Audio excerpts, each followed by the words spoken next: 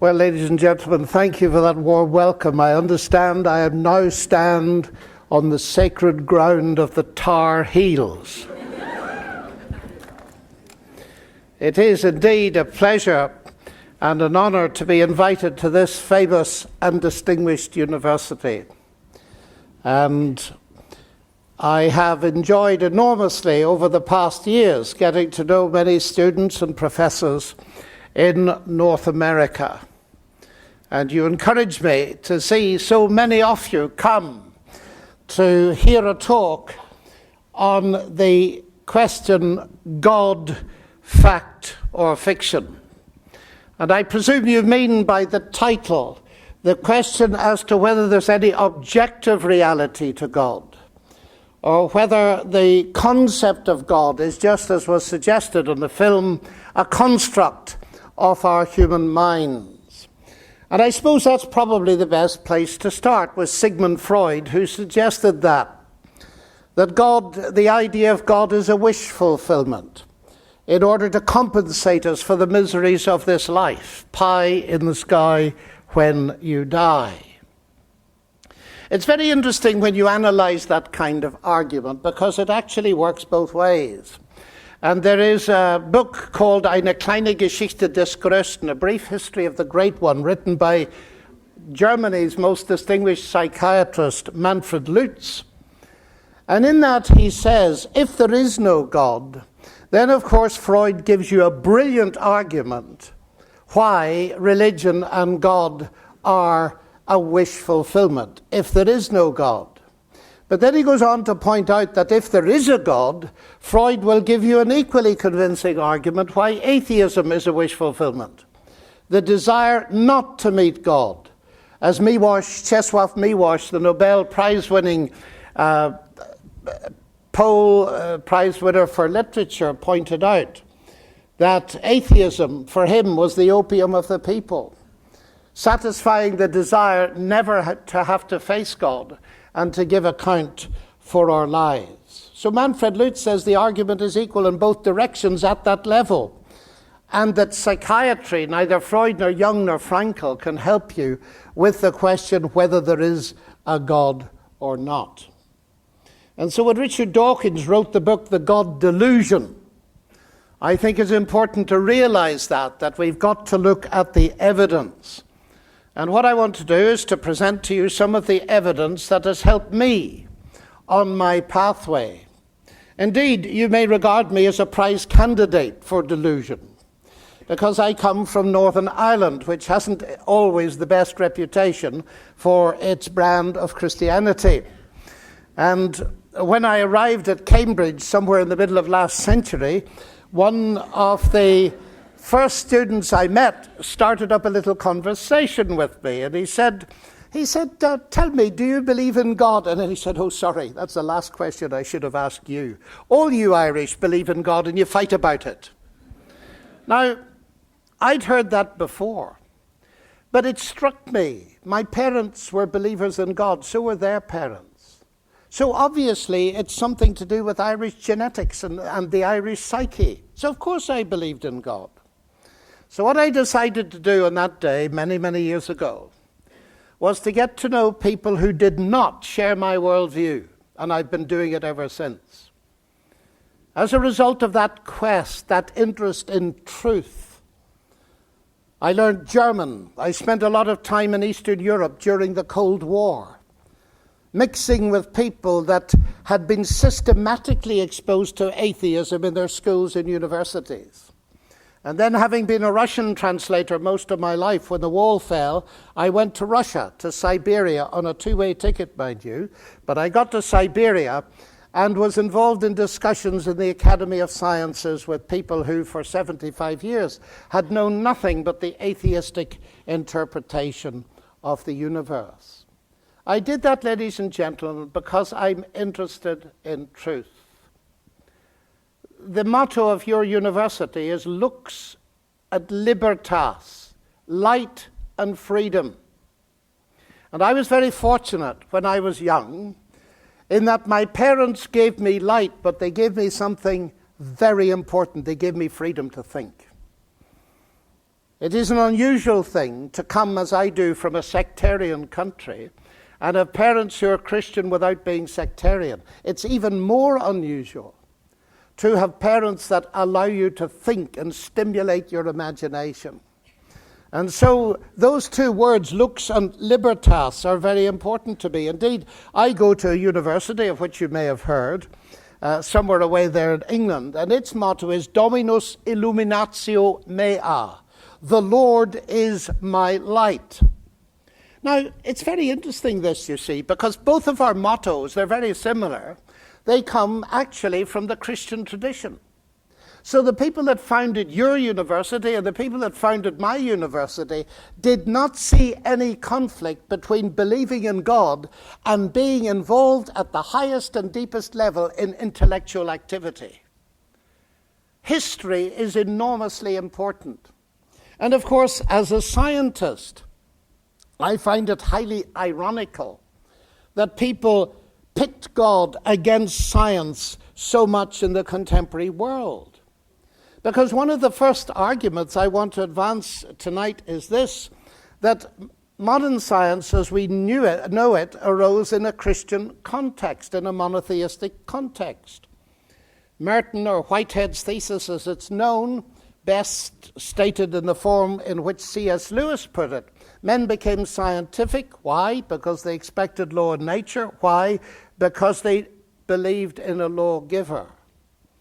And it is not an accident that Galileo and Newton and Kepler and Clerk Maxwell and so on were all believers in God. Ladies and gentlemen, we forget very easily that far from belief in God hindering science, it was the very motor that drove it. So the negative of that is important because, as Richard Dawkins said to me once in a debate, that isn't a big deal because everybody believed in God in those days. And so if science is going to rise at all, then it's likely to arise in that kind of background. But that's not quite the whole story, because Joseph Needham, who was a chemist, a brilliant chemist at Oxford and a sinologist, an expert in China and Chinese, wrote the definitive history of technology and science in China. He was a Marxist, and he tried for many years to fit the lack of rise of modern science in China. They had technology, they had printing, they had fireworks and all sorts of things. But the notion of science as an abstract study with mathematics investigating the universe didn't happen.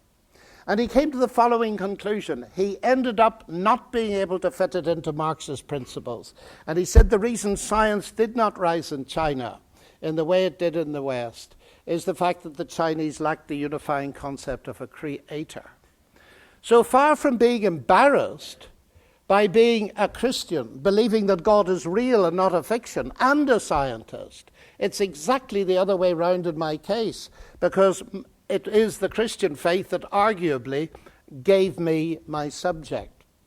Now, of course, you will object to that and say, but that doesn't really go to the question whether science has made Christianity obsolete.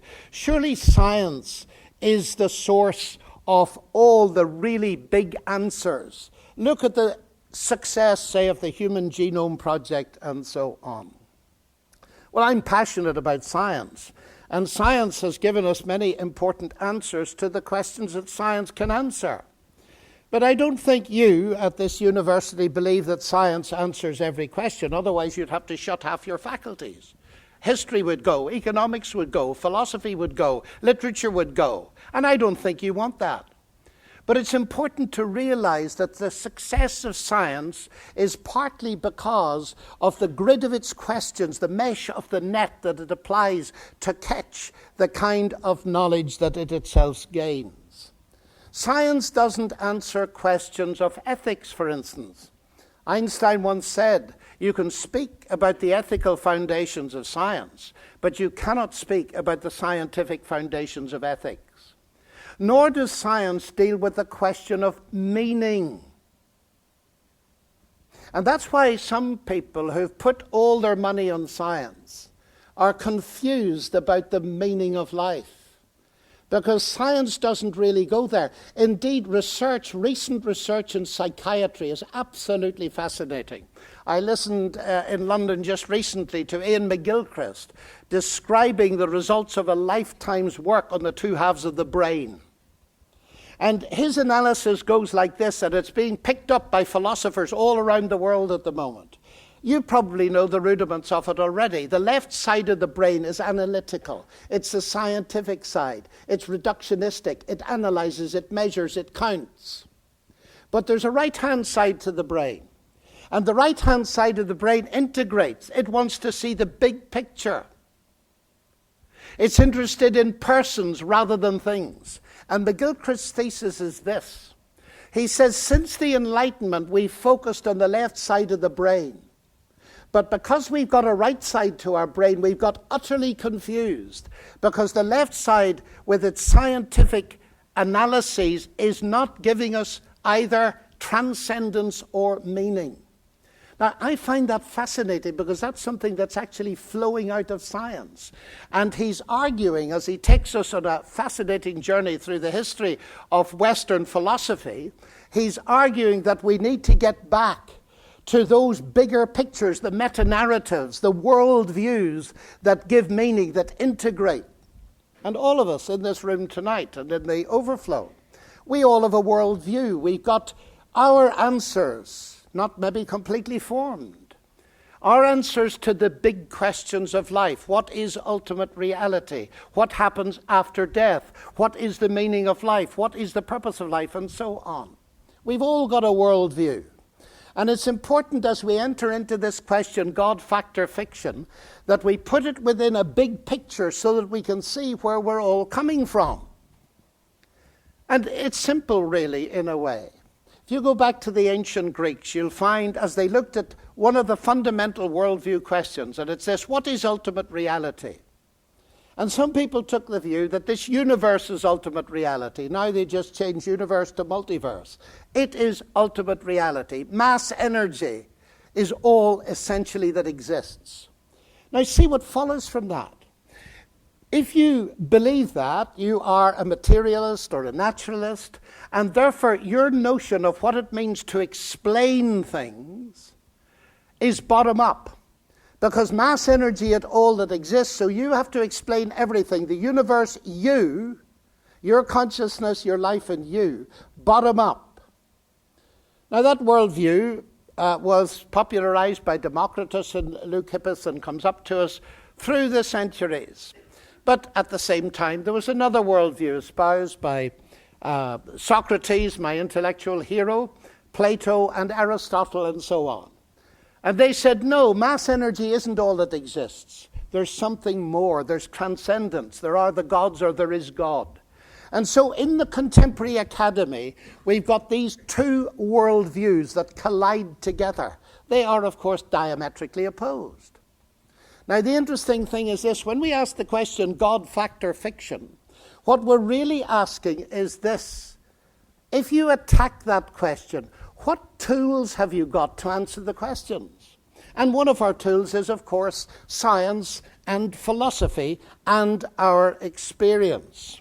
And what complicates the whole process these days is the fact that people like Stephen Hawking and Lawrence Krauss more recently, and Richard Dawkins and Christopher Hitchens, they tend to present to us a choice between science and God. Now, when you think about that for a moment, that raises in my mind two different things. Firstly, it shows they're confused about God. What do I mean by that? Well, when you analyze what many of these people mean by God, it's not what I mean by God or what most people mean by God. They mean a God of the gaps, that God is a fiction invented to fill gaps that science or other intellectual activity has not yet filled. So as knowledge increases, God disappears. If you believe in a God of the gaps, by definition, you have to choose between God and science, because the more God, the less science, the more science, the less God. The God of the gaps philosophy is summed up in these words: I can't explain it, therefore God did it. Now, That is not the view of any of the three great monotheistic religions, certainly not of the Christian faith. Because I believe that God is not a God of the gaps, he's a God of the whole show.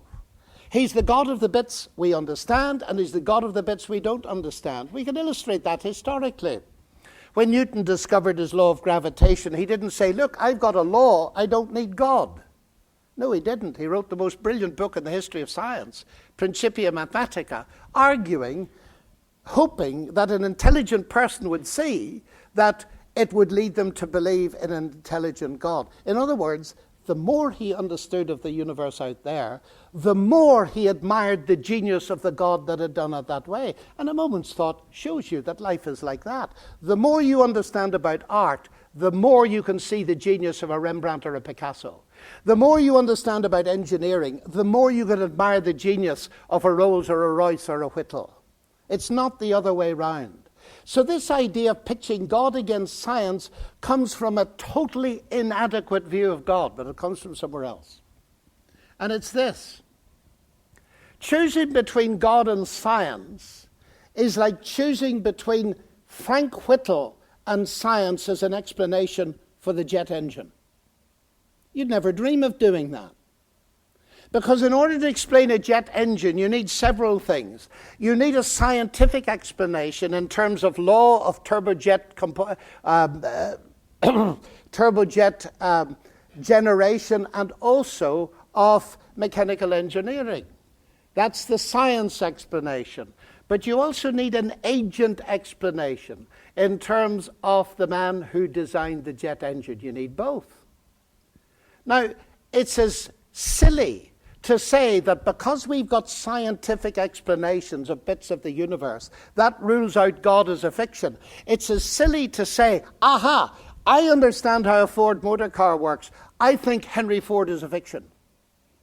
It's exactly the same argument. And yet so many people fall for it. This business of explanation is something that's worth doing a little bit of research into, ladies and gentlemen. Because there's another thing I want to say. Do you think that when we get a law of gravity, we know what gravity is? We don't, you know.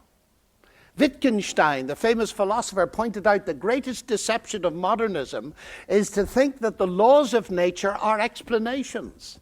Newton was clever enough to see that his law of gravity didn't explain what gravity was. Nobody knows what it is. And if you don't believe me, read Richard Feynman, one of the most distinguished American Nobel-winning physicists that ever existed. You see, even science itself is limited. What does it mean to explain? The point I'm making is that God is not a fiction invented to explain where science cannot explain. God is the one who created the universe and is the reason why science itself can be done. And we'll come to that in a little while. So I want to make clear also that the big issue facing us is not science versus religion. That ought to be clear to you. I mentioned the Human Genome Project a moment ago. Its first director was Jim Watson, who won the Nobel Prize. Its second director was Francis Collins, now the director of the National Institute of Health. Watson's an atheist. Collins is a Christian. I've met both of them and discussed this with them. What divides them is not their science. They're both top-level scientists. What divides them is their worldview. One is an atheist, and the other is a theist, a Christian. So what I'd like to get across tonight is this. When we're facing the question on the table, we're really asking, what is the evidence for one worldview or the other? Now, there's so much argument today from the side of the new atheists. And as you heard in the introduction, I've debated most of them. And it's been a very interesting experience. And the result of those debates has been that I concentrate, as I've just done, on some of the arguments that I think are very important in clearing the fog away so that we can see what it is we are really talking about. Now, the next question is this. How do we decide whether God is a fiction or not? Well, the first thing to do is to realize that it is a matter of evidence. Well, some people say, is it really? I thought science was facts, and you religious people, you believe in faith. Well, that is totally wrong. You see, I wouldn't stand here for a moment, ladies and gentlemen, if I did not believe that there was evidence for my faith. But because there has been a redefinition of faith in the last 10 years, I'd better explain to you what is going on. If you look up Webster's dictionary as distinct from the Oxford English Dictionary, you'll find a new entry under faith. Faith, noun, believing where there's no evidence. The Oxford English Dictionary hasn't got there yet, but many people in England have got there. That is not the definition of faith. Faith, fides in Latin, means trust, belief, and always has the idea of raising the question, what is the evidence on which your trust rests? If I asked you, were the Tar Heels going to win all their games this season? I might then ask you, what's the evidence of it? And I think you'd be very quick to give me an awful lot, wouldn't you? Of course you would, because all of you understand what evidence-based trust means. Every one of us do. The financial crisis proves it. We thought we could trust the bankers, or at least some of them, and they let us down, and the whole market froze because there wasn't, as you economists know, enough grounds for trust, so the evidence had to be built up. There's not a person in the West these days that doesn't know what evidence-based trust means. But unfortunately, the new atheists led by Richard Dawkins have come along and they've said, look, faith is a religious word, and it means believing where there's no evidence. So if you meet somebody like me, Professor Lennox, he's a man of faith. That's not a compliment, that's an insult. It means Lennox believes where there's no evidence, so there's no point in talking to him. Now, I cannot speak for other faiths tonight. They must rightly speak for themselves. But it must be something that we emphasize, that the Christian faith is evidence-based. That is seen in many places in the New Testament. But one in particular, there are 4 Gospels. The 4th one, the Gospel of John, ends with these words. Many other things Jesus did in the presence of his disciples that are not written in this book. But these are written in order that you might believe that Jesus is the Messiah, the Son of God, and that believing you might have life in his name. Many things he did, not written. These are written in order that you might believe. That is, that faith is a commitment based on evidence. The next step that's very important is to realize that faith is an essential ingredient in science. Albert Einstein said that I cannot imagine a scientist without that faith. What faith? Well, not faith in God, but faith in the rational intelligibility of the universe. You see, I'm a scientist. I believe, I have faith, I have confidence in the fact that science can be done. That's part of my credo. But what justifies that faith? I mean, is it not astonishing that a mathematician thinking with her head in here can come up with equations that describe the universe out there? That prompted Eugene Wigner, who won the Nobel Prize for Physics, to say that mathematics is unreasonably effective. How does it work? Why do scientists trust in the rational intelligibility of the universe? Now, this is something that has been put under quite a bit of scrutiny in recent days. Because, you know, Charles Darwin wrote very many interesting things, but one of them was this. With me, the horrid doubt always arises whether the convictions of man's mind, which has been developed from the mind of lower animals, are of any value or at all trustworthy. Would anyone trust in the convictions of a monkey's mind if there are any convictions in such a mind? Our topic is God, fact or fiction. But let's have a look. Is science fact or fiction? Well, you say, what do you mean? Well, let me think it out with you. I am a scientist who trusts my mind to access the universe out there. On what basis? Well, when I talk to my atheist friends in Oxford, and I have many of them, and I talk to them all the time, I ask them, tell me, what is the mind? Well, they say the mind is the brain. They are reductionist. And what's the brain? Well, the brain is the end product of a mindless, unguided process, a natural process that gets us from primitive chemicals to consciousness. Oh, I see. That's very interesting. Why do you trust it then? This is Darwin's doubt.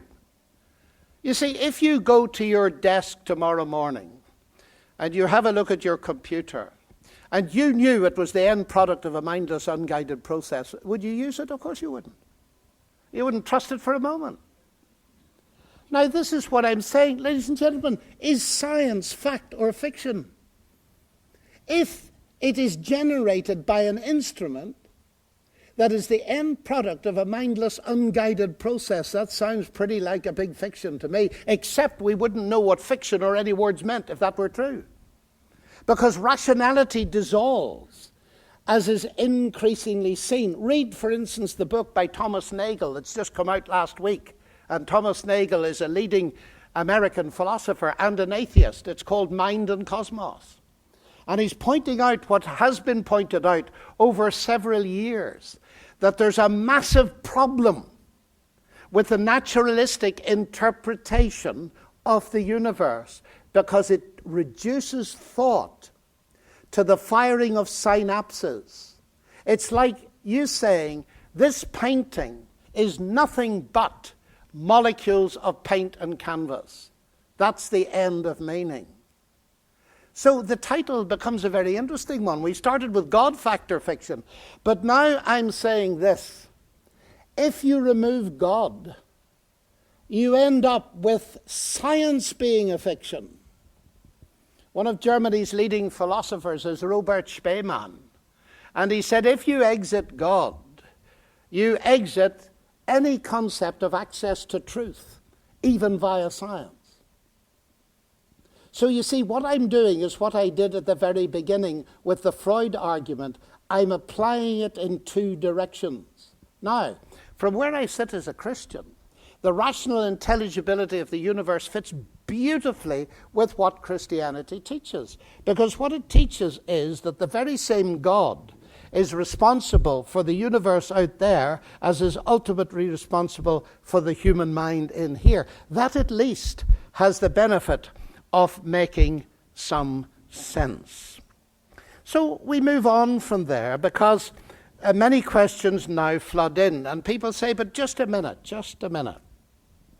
All this talk about science and God is okay, but you know, you Christians have another thing that you claim to believe in. You claim to believe in revelation. You believe in holy books, and surely there's an example, if ever there was one, of faith being opposed to rationality, reason, and science. No, it isn't. Not at all. I confess to you, without any embarrassment, I do believe that the Scripture, the Bible, is a revelation from God.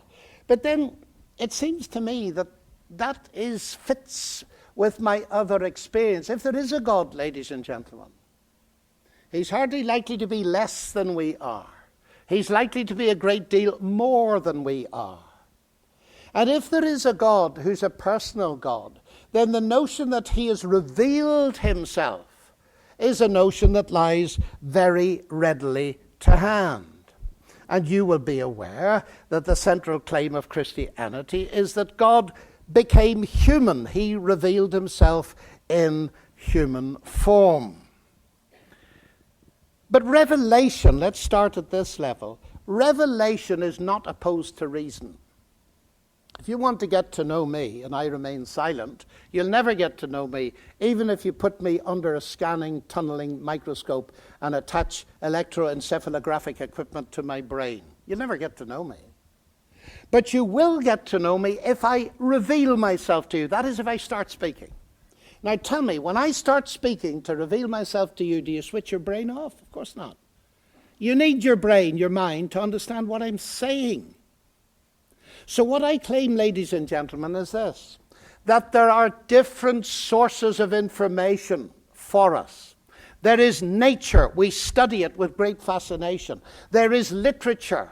There is art. There is music. But there's also revelation, at least something that claims to be revelation. We use our minds on all of them. I haven't yet met anybody that can read the Bible without using their mind. So it is absurd to suggest that revelation and reason are opposed. But I know, because I can hear it, what will come into this immediately. It's the notion, but look, revelation means that there's a supernature. And surely we realize, have you been asleep for the last 3 centuries? Don't you realize that David Hume, the Scottish Enlightenment philosopher, has proved that miracles are impossible? So it's stupid talking to us in this distinguished university about the supernatural and the miracles. Who do you think we are? Well, that's what I got in the Charlie Rose show 2 or 3 weeks ago. You've probably heard of Charlie Rose, have you? Well, I was flown over to New York to meet Richard Dawkins on the Charlie Rose show. And Richard Dawkins started this little discussion that lasted a whole hour by saying this. He said, of course, I've met John Lennox. And John Lennox, believe it or not, he actually believes that Jesus walked on water. Wow. In other words, to say that he's an absolute idiot and should not be a professor at Oxford. My response was, Richard, I said, if Jesus was who he claimed to be, the Word of God incarnate, the one that created the universe and therefore invented water, walking on it isn't a big deal. Your problem is this: you have an a priori rejection of the supernatural. That's what we need to talk about. We don't start with the miracles of Jesus. Because if you reject the supernatural a priori, of course you reject them and think I'm idiotic. But there are, in principle, questions to ask before we get that far. So I proceeded. And it's interesting because this happened with Christopher Hitchens at one of my debates. He brought up David Hume. David Hume says miracles are violations of the laws of nature. And therefore, since we know the laws of nature, people in the biblical times were crude and pre-scientific. They could believe in miracles. That is impossible to us. Well, both wrong.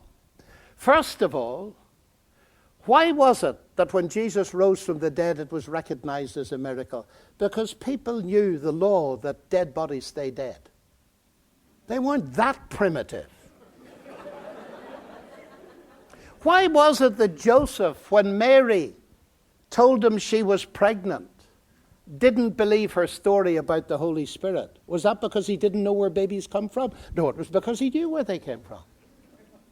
You see, the people then knew those laws of nature because, think about it for a second, if you don't know the regularities, you couldn't recognize something that appears to be an exception, could you?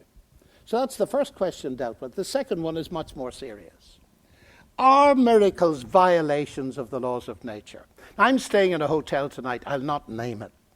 But I'm staying in a hotel. Now, imagine tonight I put $100 in the drawer by my bed. And tomorrow night I put another $100. So the 100 plus 100 is 200, even in Chapel Hill, yes? You're not totally postmodern. You believe in some truth, okay? So 100 plus 100 equals 200. So I stay another night, I go into the drawer and I find $50. So what do I say? Do I say A, the laws of arithmetic have been broken, or do I say B, the laws of North Carolina have been broken? Well, you know the answer, don't you? But isn't that very interesting? How do you know the laws of North Carolina have been broken? How do you know a thief has put his hand in? You know it because you know the laws of arithmetic. That's why you laughed. If somebody was sitting here and didn't know arithmetic, they'd have said, well, 100 plus 100 is 200 yesterday, and today it's 50. Well, that's very interesting. So what? Now, let's look at that a bit more carefully. What are these laws? They're descriptions of what normally happens. The laws of Newton will describe how a snooker ball moves on a table. They won't cause it to move. Do you know the laws of Newton never caused a snooker ball to move in the whole history of the universe? Laws are not causes, they're descriptions of what normally happens. Now, God, who invented the universe with its regularities, of course can feed a new event in. The laws take over. So when God encoded himself into humanity in Jesus Christ at that conception, 9 months later, according to what you learn in med school here, 9 months later a baby was born. The laws took over. The miracle occurred at the beginning. But you see, and this is so important, miracles don't violate any laws. The laws describe what normally happens, but the God that invented the universe and created its regularities can feed a new event in. Just as much as Newton's laws will describe the billiard ball going across the table, but if I lean over the table and pick the ball up as it goes across, I'm not breaking Newton's laws, because I am entering into that system which isn't closed with a new energy. Do you see what's going on here? And God does exactly the same thing. You see, Christians are not claiming that Christ rose from the dead by some natural process going on in the grave 5 minutes before he rose. That would be breaking the laws, the law that dead bodies remain dead. What they are claiming is that God injected his power and raised him from the dead as powerful evidence that he is who he claimed to be. So it seems to me that arguing that miracles violate the laws of nature is just false. And incidentally, one of the greatest supporters of David Hume was the late Anthony Flew. He, in fact, was the world's most famous atheist before Richard Dawkins. And not long before he died, I had an opportunity to spend a couple of hours chatting to him. And I took the liberty of asking him about his books on Hume. And he said, I was wrong about Hume. My books would all have to be rewritten. Because Anthony Flew came to believe in God. He became a deist, not a Christian. He came to believe in God. And the interesting thing is, the springboard of his belief was the nature of the complexity of human DNA. Now, this is very interesting. He said to me explicitly, but it's written elsewhere, that he was simply wrong in thinking that Hume had actually given the final solution to the problem of miracles. He had done no such thing. This universe, ladies and gentlemen, according to the materialists, is a closed system. I think the evidence goes to show it's an open system. And that there is a God who has left his fingerprints within space and time. Now, often when I talk about this kind of thing, all kinds of objections come, and one of them is, look, isn't there an aspect of your faith that is, well, it's pretty weak stuff, you know. You talk about God being three in one, and you talk about there being a creator. But look, if you're going to say that God created the universe, well, you're going to logically ask who created the creator. That question appeared twice on the board outside, didn't it? Richard Dawkins centers his whole book, The God Delusion, around that question. So let's have a look at it for a minute, because I find in universities around the world it creates a problem. The first thing is the incomprehensibility of Christianity, and the second, who created the creator. But it's easier for me to look at them the other way round. So let's take the who created the creator first.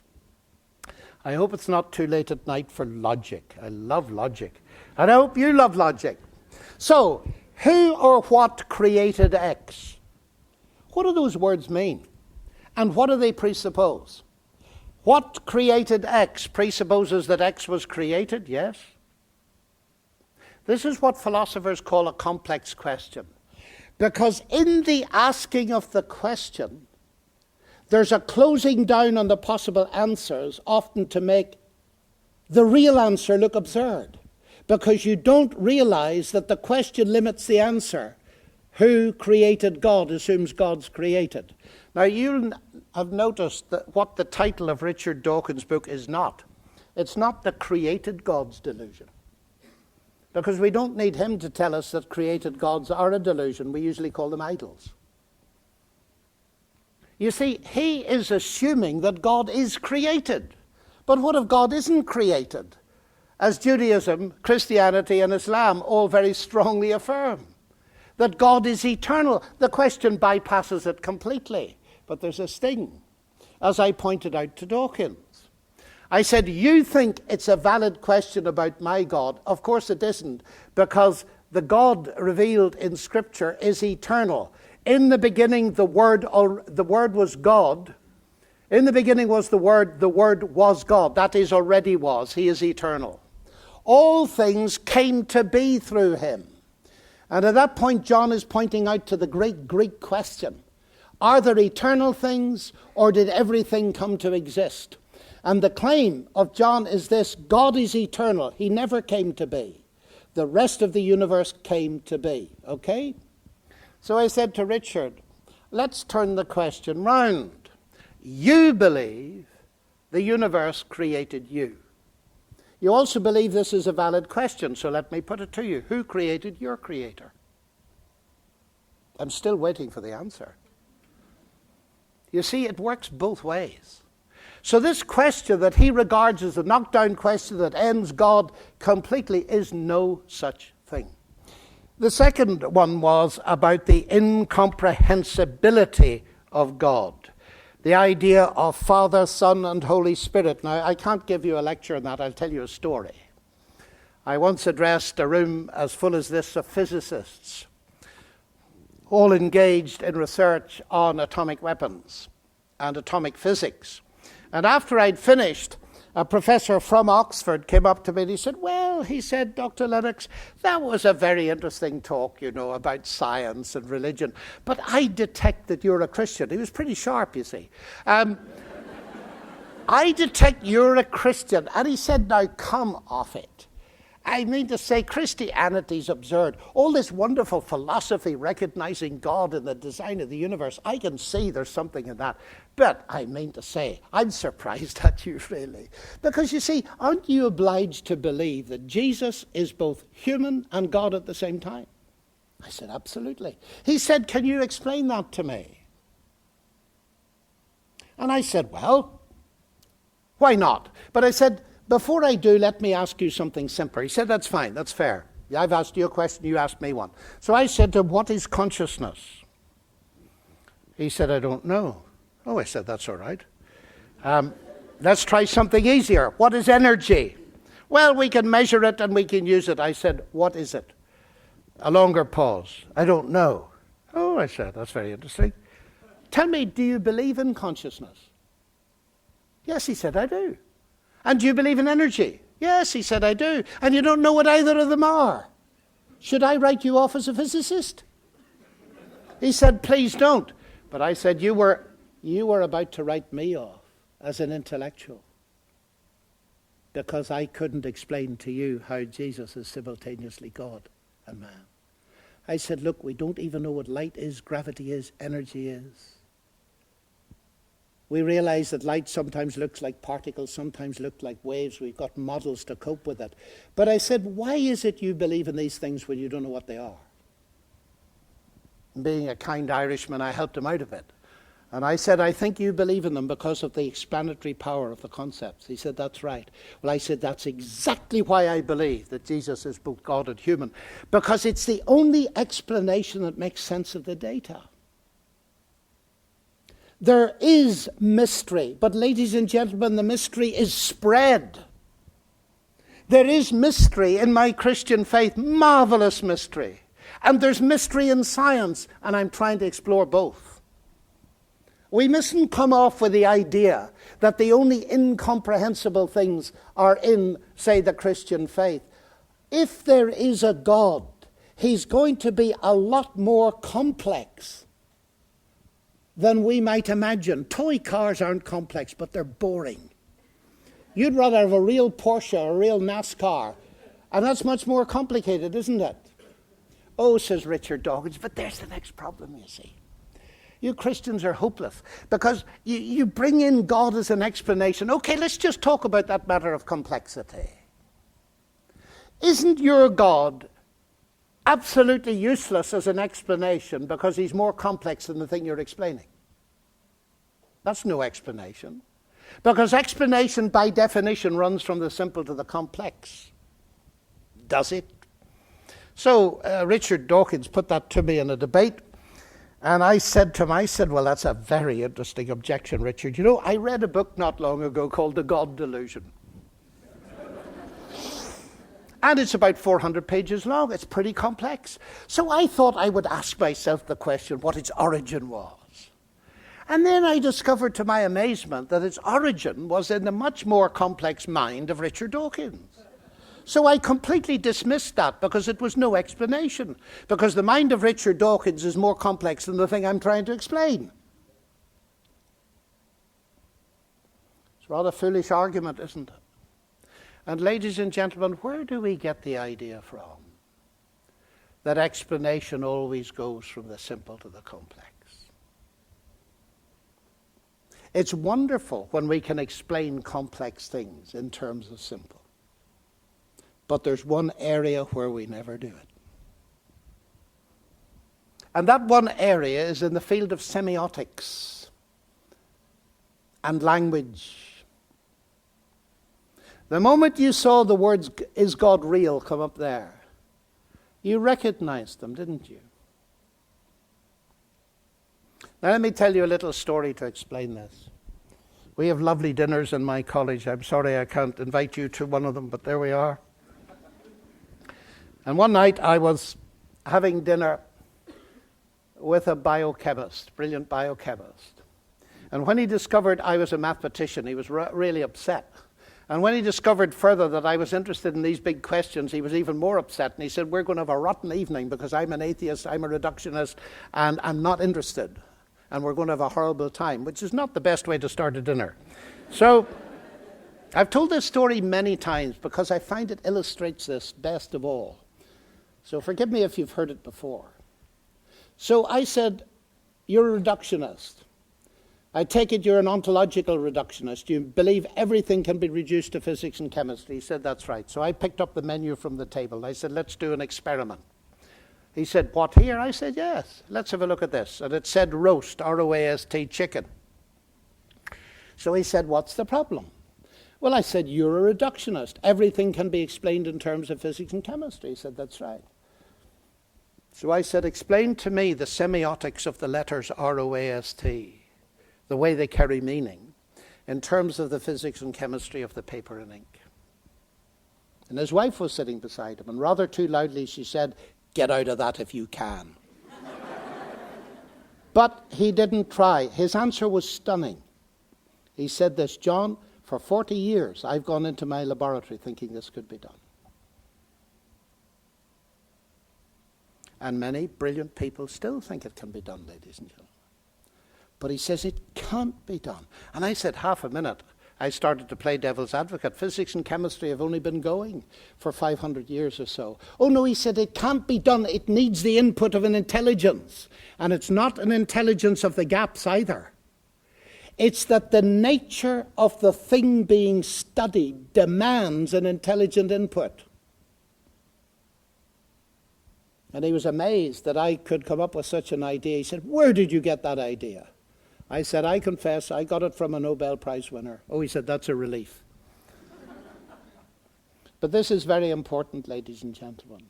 Reductionism of the methodological kind, and indeed an ontological kind, is very important in the natural sciences. But there's one area, massive area, where it doesn't work. And that's where you've got semiotics and meaning. You infer upwards. The moment you see a word, you infer upwards to an intelligence, no matter how many and how automatic and how pre-programmed are the processes that get that word before your eyes. And it only takes 5 letters of roast chicken.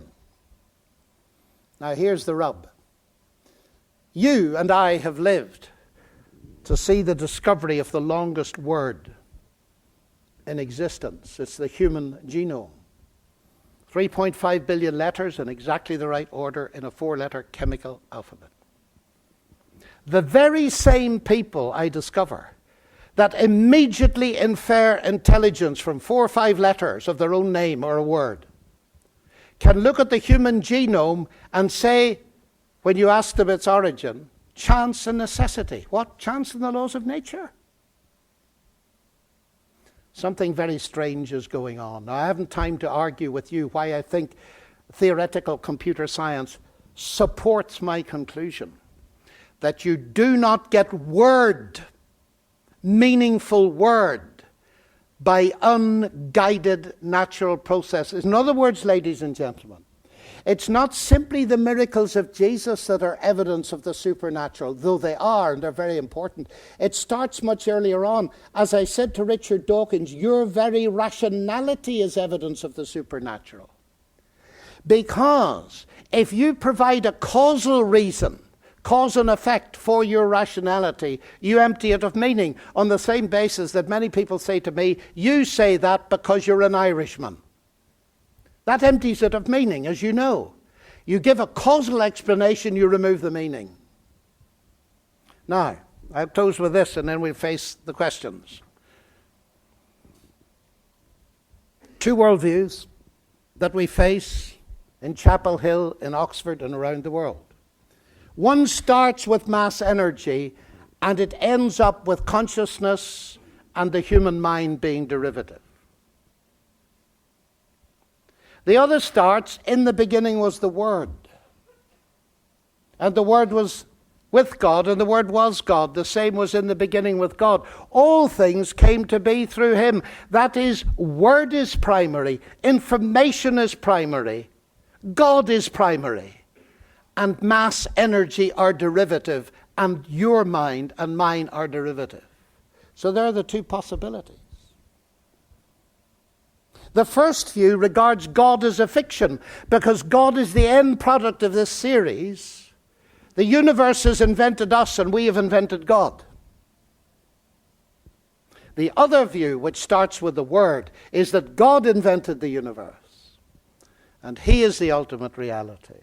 And all I can say, ladies and gentlemen, it is both as a scientist and a Christian that it's the Word explanation that makes infinitely more sense to me. Thank you very much.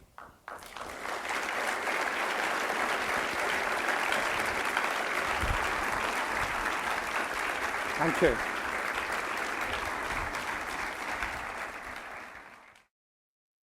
If God is real, why is there suffering in the world?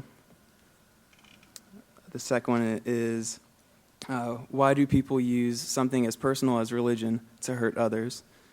And finally, aren't all religions equal?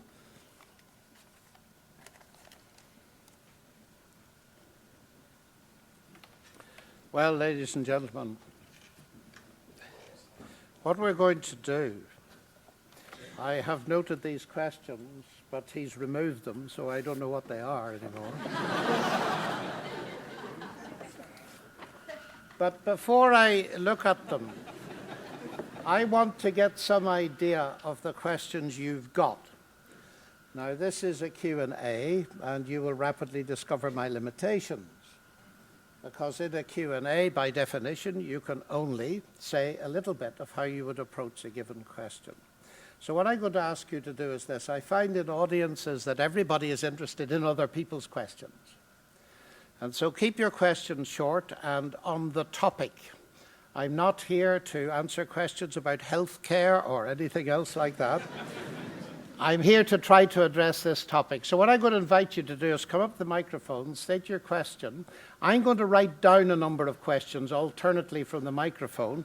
Take them with those 3, and then we'll see where we go from there. So whoever's got a question, just line up here and state your question briefly, and I will write it down. Just remember, the time you take for your question is time taken away from somebody else. Okay, off we go. Don't all rush at once.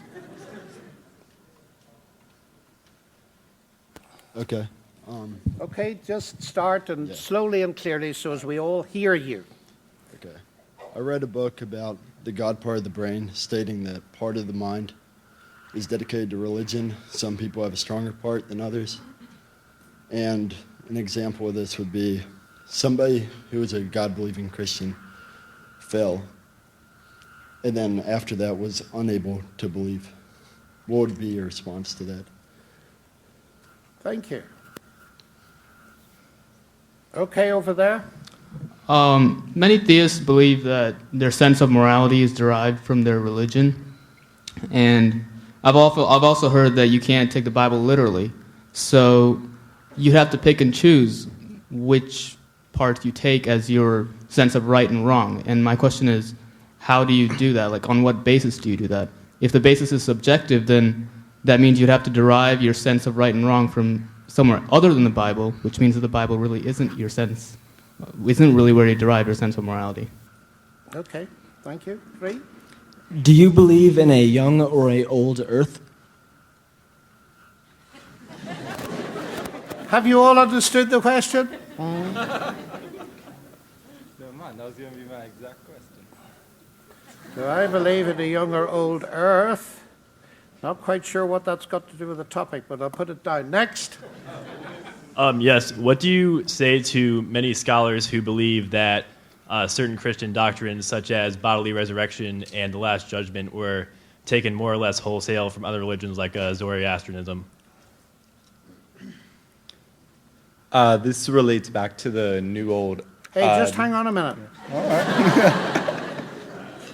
Okay. To your comment about the New Earth, Old Earth question, it was the same one, but to, I guess, point out like how, at least I took it as on topic. You were talking about how science and religion don't have to be diametrically opposed, but I was wondering if you do take the New and Old Testament as literal, do you believe that the Earth is approximately 6,000 years old? And if so, how do you reconcile that with all the evidence against that? Next. Why Christianity? Okay. Well, that was short. Anything else? How do you rationalize evolution within the context of your faith? How do I rationalize it? Do you think I do? Okay. Yes. This one has to do with your field of mathematics. As created beings in the likeness of God, giving the ability to create also, is mathematics just observable, or do we have the opportunity to create new mathematics? Thank you. Well, that'll have to do, ladies and gentlemen. Thank you very much. How very interesting. So we'll take the last one first, since I'm a mathematician. It's a very interesting question. People have puzzled about it for centuries, of course. Is mathematics discovered or is it created? And probably because I'm an Irishman, I think both, actually.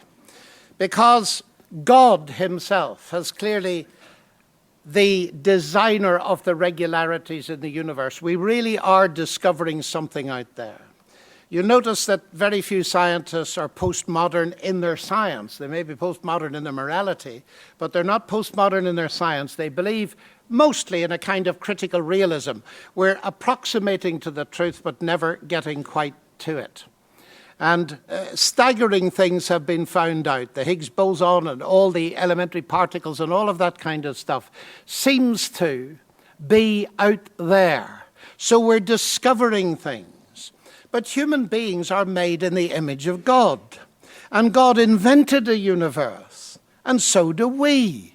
Some of the most exciting bits of literature are human inventions. Indeed, a lot of literature is like that. And I had the good fortune, when I was at Cambridge, that the Mathematics Institute was just across the road from the Institute of English Language.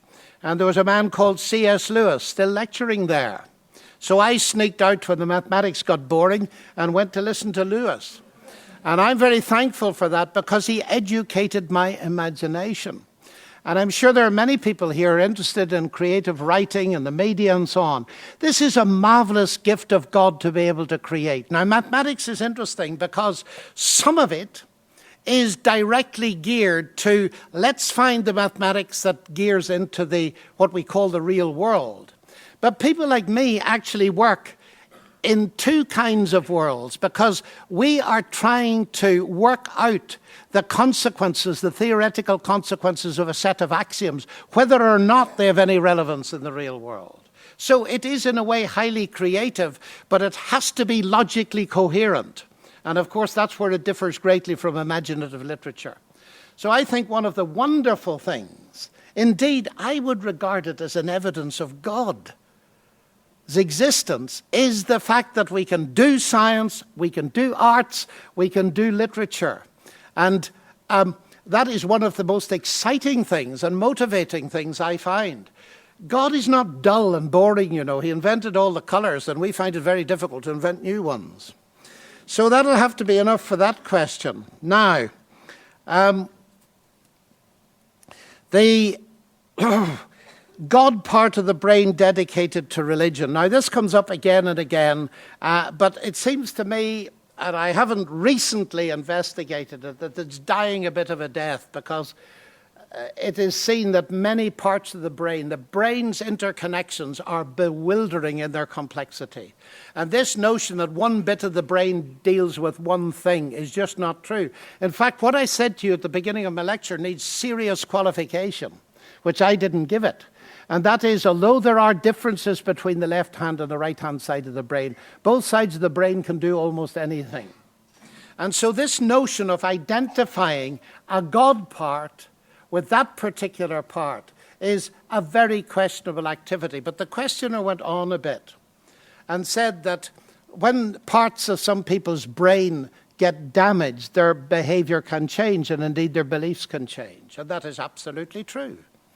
Sometimes, sadly, old people who've lived virtually blameless lives, something happens, the brain dries out or loses too many neurons, and they start to behave like children.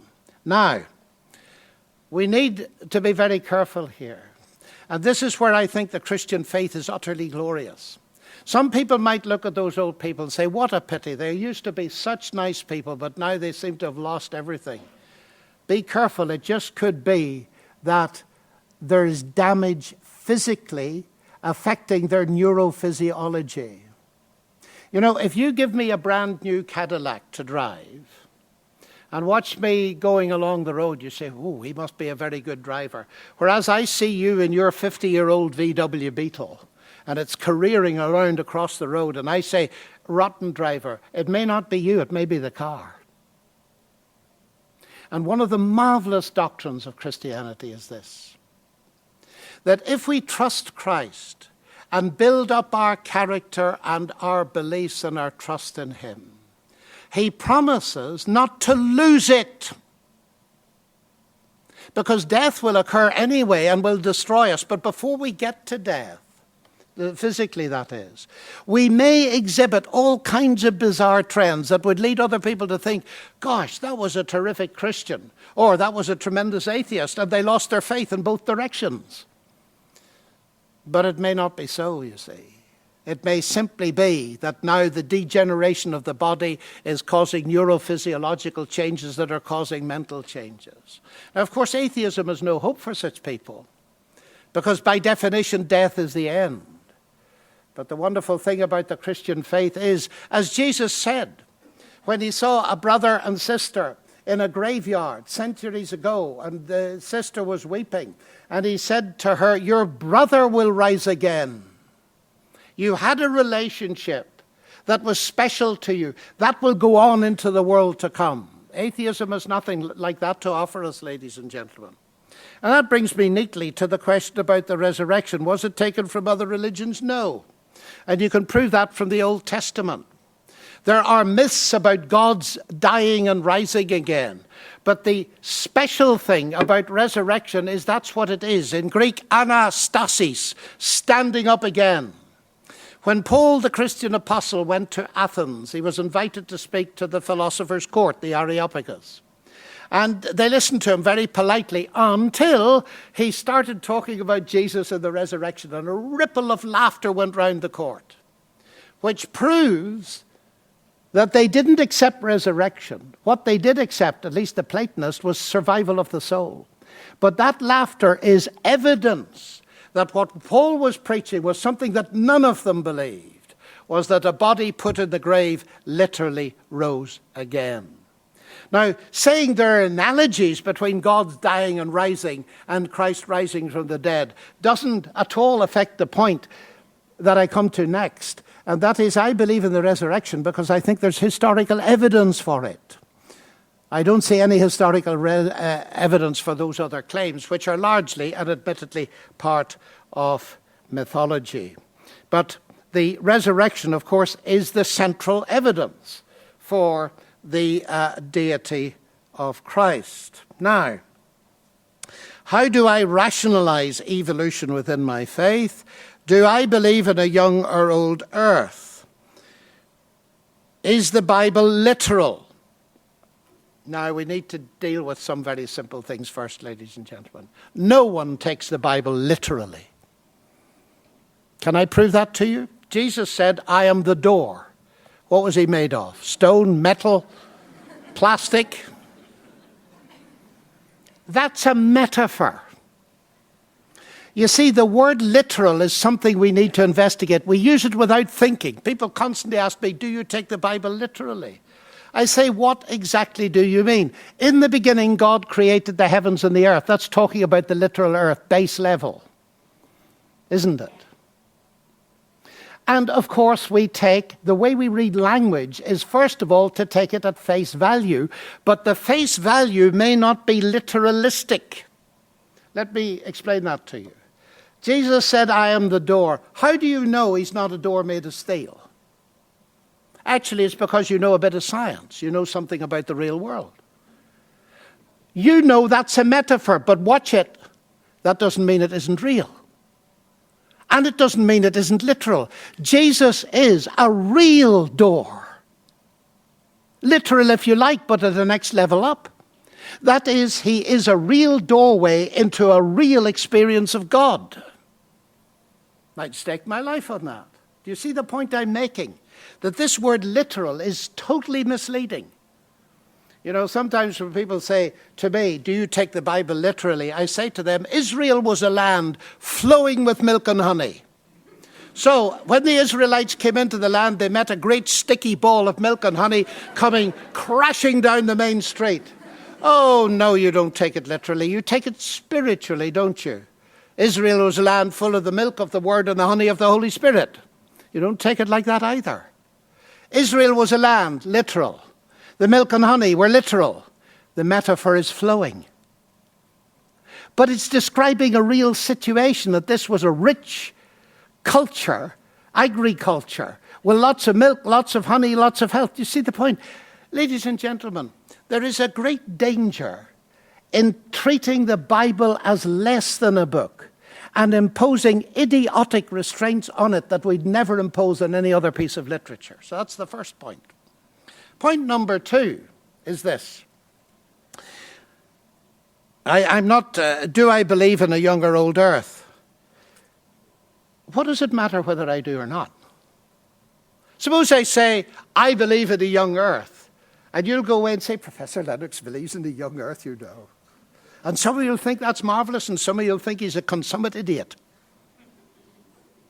Because, ladies and gentlemen, there is a sense in which what I believe is not important.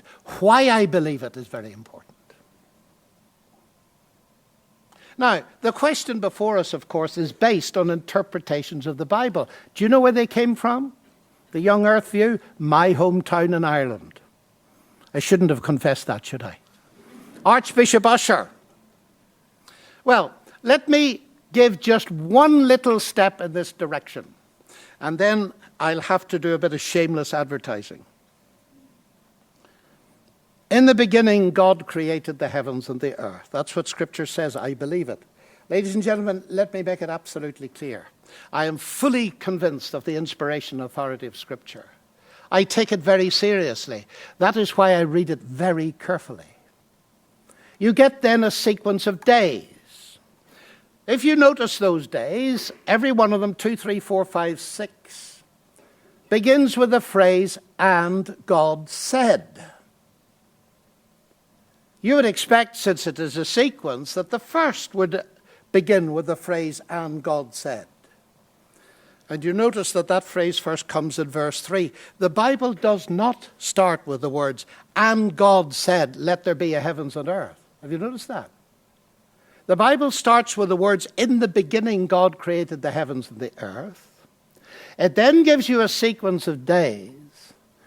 And if you ask any Hebrew scholar, he will tell you, or she will tell you, that the tense changes from verse 3 on to indicate that the opening statement is in a sense independent and prior to the sequence of days. You see, we read it and we jump to the assumption, whatever we believe about the days, that the beginning was on day one. Scripture doesn't say it. It says, in the beginning, God created the heavens and earth. It gives you a sequence of days, and as I say, the tenses indicate that the beginning is before the sequence of days. How long before? I haven't a notion. So if the Bible's not dogmatic, I'm not going to be. So now I come back to your question. Do I think the earth is old? Well, I think the evidence that as we have it is pretty overwhelmingly convincing that it's old. It doesn't affect a single thing in Scripture as far as I can see. That's how I'd start. How would I finish? Well, I've written a little book because I get asked this question endlessly. It was advertised at the beginning, so allow me to advertise it again. If you want to follow this up, and it is a really serious question for many people, because they want to take the Bible seriously, they want to take science seriously. Well, my little book is called 7 Days That Divide the World. And you might like to look at it. It's on Amazon, Kindle, and everything else. Now, how do I rationalize evolution within my faith? Well, of course, that assumes that I do. I don't attempt to rationalize evolution. I try to understand what it's claiming and decide whether the evidence favors it or not. And what I see is two things. I see that Darwin observed certain micro changes in the lengths of finch beaks in the Galapagos Islands, and he observed it. It happens. So I have no difficulty in believing that happens. But you're asking a mathematician, that's a very risky thing to do, because mathematicians have a massive track record of skepticism when it comes to evolution in the sense of mutation and natural selection being a creative force that actually is capable of increasing complexity and rising up the chain against the basic laws of theoretical computer science and so on. Now here again, I'm afraid I have to do a bit more shameless advertising, because my first book, God's Undertaker, A Science Buried God, is about this precise thing. So I only want to concentrate on the basic issue, ladies and gentlemen. If we understand evolution to be, not those minor microevolutionary variations, but if we understand it to be increase in complexity by mutation, natural selection, genetic drift, and one or two other things, and if even more we understand it to be the origin of life, we need to make some serious distinctions. Evolution does not account for the origin of life by definition, because evolution assumes the existence of life before it can get going. It cannot therefore account for life. This is a massive confusion that has been perpetuated for years by Richard Dawkins, who says that the blind watchmaker is the explanation of the existence and variation of life. I'm glad that he now doesn't say that anymore. We've no idea from that perspective how life arose. But even at the level of the increasing complexity, I attend a systems biology seminar in Oxford because I'm very interested in these things, where they spend a lot of time questioning the adequacy of the neo-Darwinian synthesis to such an extent that you're getting voices, some, not many, but I discussed them or tried to with Dawkins on the Charlie Rose show. Some voices saying, like Lynn Margulis, presidential medal holder at the University of Massachusetts, plus professor at Oxford, neo-Darwinism is dead. So I'm fascinated by what's going on. But to come to the biblical side for a moment, now let me go to those days and what is said about them. And God said, and God said, and God said. The corresponding statement is in the New Testament. In the beginning was the Word. There is a series of inputs of information from outside the system. That is a staggering claim because it's saying, one, the system isn't closed. 2, you do not get from stage N to stage N+1 without "and God said." And you might notice there are 2 days on which God spoke more than once. On day 3, it's the difference between the non-living and the living. On day 6, it's the difference between animals and human beings. It's almost as if the text anticipates a contemporary debate. "And God said." Now, I'm going to word myself very carefully. In Scripture, you do not get from the non-living to the living without "and God said." Nor do you get from animals to human beings. Now, there's a basis for a discussion. And ladies and gentlemen, the words "and God said" are the exact opposite of a mindless, unguided process. If you want to read any more of what I think, I'm afraid you'll have to look at my book. Now, I'll have to go quick. If you've got to catch a bus, you won't disturb me. But let's have a look at the rest of these questions briefly. There's the question of suffering. There's the question of suffering because of religious violence. And there's the question of why Christianity aren't all religions equal. Well, let's take the violence first. I come from Northern Ireland. I've seen religious violence. My family was affected by it. My brother was bombed.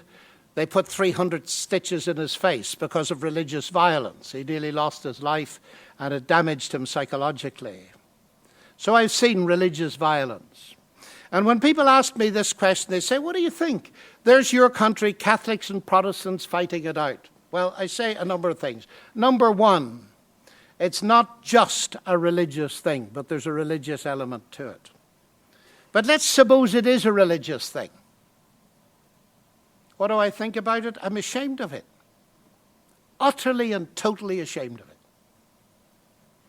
I'm ashamed that the name of Christ has ever been associated with an AK-47 or a bomb. Why? Because Christ himself forbade it. Ladies and gentlemen, it is on historical record that Jesus was put on trial at the highest level in the province of the Roman Empire in which he lived by the Roman governor, Pilate. What was the accusation? Terrorism, to put it into modern language. He was accused of being a politically violent activist. So the accusation that Christopher Hitchens makes and Dawkins make against Christianity is the very same accusation that they made against Jesus and put him on trial. And what is Jesus' stance in all this? When one of his disciples took a sword, you remember, to defend him in the garden, he wasn't very well trained and he tried to cut the head of a chap and he just cut his ear off. And Jesus put the ear back on. I believe that actually happened. This is God incarnate. But I can't help seeing the lesson in it. If you take weapons to defend Christ or his message, you cut the ears off people. And many of my friends, I understand them, they can't even listen to the Christian message. Their ears have been cut off because they've gone round the world like Hitchens, seeing one religious war after another. And I said to him once, I said, "Christopher, if you understood what Jesus really stood for, you'd be applauding him, you'd be on his side instead of against him." Because he was the one that said to the Roman governor, "My kingdom is not of this world, otherwise my servants would have been fighting." And Pilate realized immediately he was no political threat. Kingdom not of this world? Of course it isn't. Because, ladies and gentlemen, the one thing you cannot do, well, listen to what Jesus said next. "To this end I was born, and to this end I came into the world, that I should bear witness to the truth." And Pilate, not cynically perhaps, said, "What's truth?" And he went out and said he's innocent. Truth, ladies and gentlemen, truth cannot be imposed by violence. Especially if it's truth about forgiveness, peace with God, eternal life, a knowledge of God. It can't be imposed by violence. So my reaction to this accusation is to say, other religions must speak for themselves of this, of course. But as far as Christianity is concerned, people who take up weapons to defend Christ or his message are not following Christ, they're disobeying him. It is simply not Christian. And it cuts the ears off people, as I say. Of course, there's more to be said, ladies and gentlemen. Because the people that are loudest in their reasonable condemnation sometimes of religious violence, forget that atheism has been the cause of the biggest bloodletting that we've seen in the last 20 centuries. You know, Richard Dawkins loves quoting the hymn, or no, it's not a hymn, it's a song by John Lennon. He didn't write any hymns, so far as I know. You remember John Lennon, imagine a world without religion, imagine a world without the Taliban, all that kind of thing. Well, I'm not John Lennon, I'm John Lennox, and it makes a difference. And I've written a song, it's called Imagine. Imagine a world without Pol Pot. Imagine a world without Stalin. Imagine a world without Mao. What about that world? The new atheists are almost silent about it. And that silence is embarrassing because, ladies and gentlemen, if you count up all the people that died or tried to in so-called religious wars in the name of Christendom, not one of those deaths is justified. But when you put them beside the 100 million deaths in the 20th century, as a result of an atheist-inspired doctrine, they pale into insignificance. We need to treat both sides.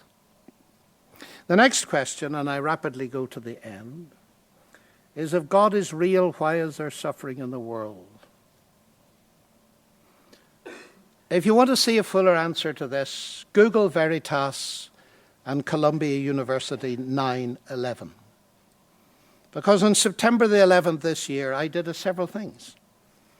I watched for several hours on the television as people read the names of their relatives who died in the Twin Towers.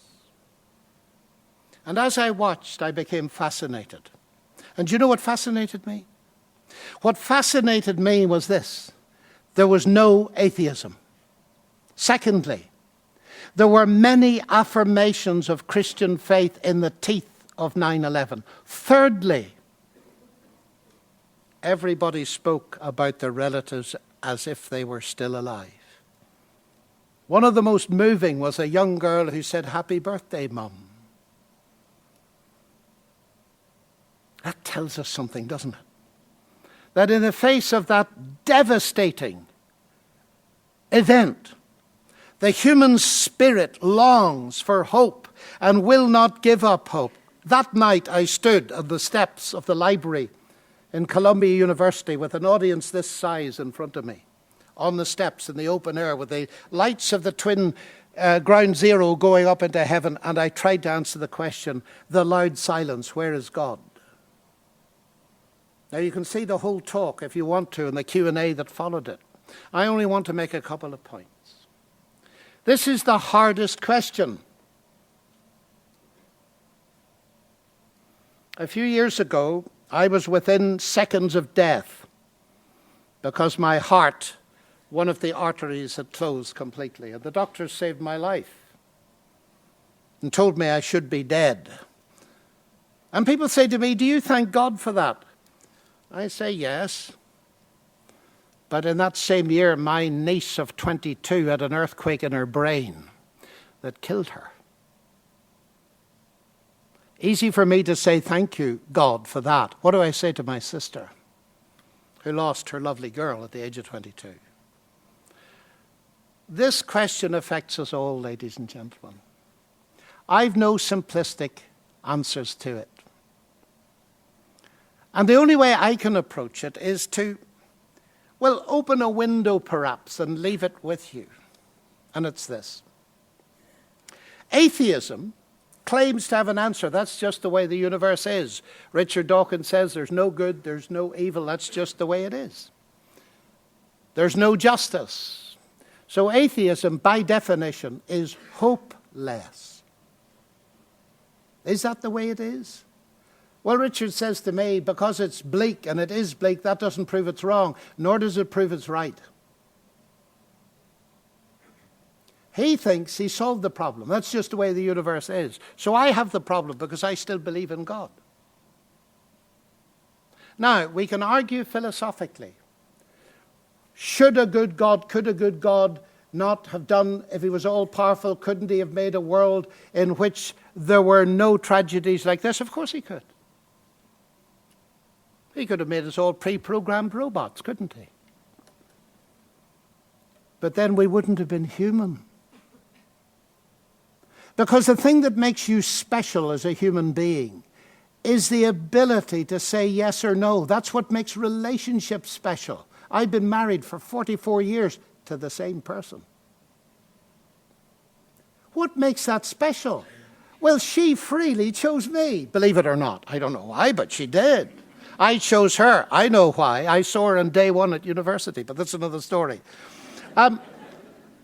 The relationship is special. Suppose I had a robotic wife. I hope to see her in 2 days' time. So I arrive at the house and she comes out and there's all the big screen that appears in front of her, you see. Kiss, press button 4. And I get a kiss. What use would that be? God could have made a world like that. But then there would have been no such thing as love. Of course, there would have been no hate. But as often been pointed out, if you're going to have a world in which relationship is possible,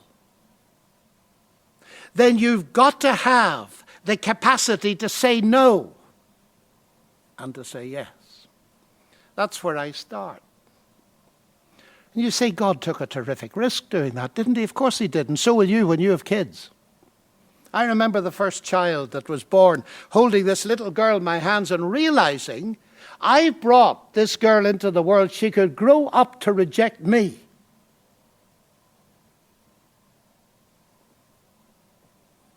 Why did I have a little girl then? Why have children? Oh, aren't you glad you exist? That your parents took the risk? Because they reckon, well, yes, that is a theoretical possibility, but we trust that by loving our child and caring for them, that will never happen. It's a risk. So granted that God took a risk, the next question is, if the thing goes wrong, is there a solution big enough to deal with it? I was asked why Christianity. Here's the short answer. I'm a Christian, ladies and gentlemen, because at this level, Jesus doesn't compete with any other religion because no other religion offers me what he does. Let me try to explain that to you. We can argue to the end of time what a good God might, should, would have done, and we get nowhere. Why? Because in our hearts there's barbed wire, there's jagged edges, there are raw parts that leave some of us weeping inside even though we're not weeping outside. And the philosophy doesn't touch that. It's important, but it doesn't in the end touch that. So I ask another question. Granted that it's so, is there any evidence anywhere in the universe that would be big enough to allow me to trust God with the outcome? With the ragged edges, with the heartbreaks, with the unanswered questions. And I think there is, ladies and gentlemen. What's God doing in Christ on a cross? See, this is the heart of Christianity. It's utterly unique. Because the claim is that on that cross, Jesus is giving himself in my place for my sin, and he's creating a basis where I can know acceptance in this life. Nobody else offers me that. Generally speaking, religions offer me a path to stay on as best I can, and then there's a judgment and an assessment. And it's just like, well, the university here at Chapel Hill. You've exams to get in, you've exams to get out, and even the dearest professors can't guarantee that you're going to get out and pass. It's your merit. But the genius of what God has done is that salvation doesn't depend on merit. And I say to you tonight, and I'm not ashamed to, as a professor at Oxford even, not that that's anything to do with it, that I'm certain of my relationship with God precisely because it doesn't depend on what I've done, but what Christ has done. And that suffering on the cross, ladies and gentlemen, shows me something more. It shows me that God has not remained distant from the problem of human suffering, but has himself become part of it. And the more I live and the more I see the effect of people grasping that when they are suffering, the more it confirms to me that here we get to the heart of it, because the death was not the end. He rose from the dead. You see, what is atheism to say? The vast majority of people who've ever lived have suffered. Since the beginning of this lecture tonight, there are thousands of babies that have died in the most horrific conditions. What's atheism got to say about that? That's just the way it is. It is no hope. What have I to say about it? Well, precisely because I believe in a God of love, I firmly believe, ladies and gentlemen, that the character of God is such that if you saw what God did subsequently to children that have suffered as a result of other people's greed and everything else, your question would cease and you'd bow down and worship. That's a very big thing to say. But it is the thing that gives me magnificent hope.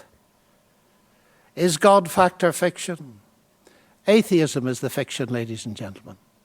It is a hopeless philosophy. And I trust that during your time at this university, you will search out deep answers to your questions and not remain satisfied with some trivial explanation. How many people on that screen said they couldn't fit God into their philosophy? I could scarce believe it. If there is a God, it's us fitting into his philosophy and discovering the meaning of life by trusting him and living for him. It's been lovely to be with you. So I hope the Tar Heels do very well. Goodbye.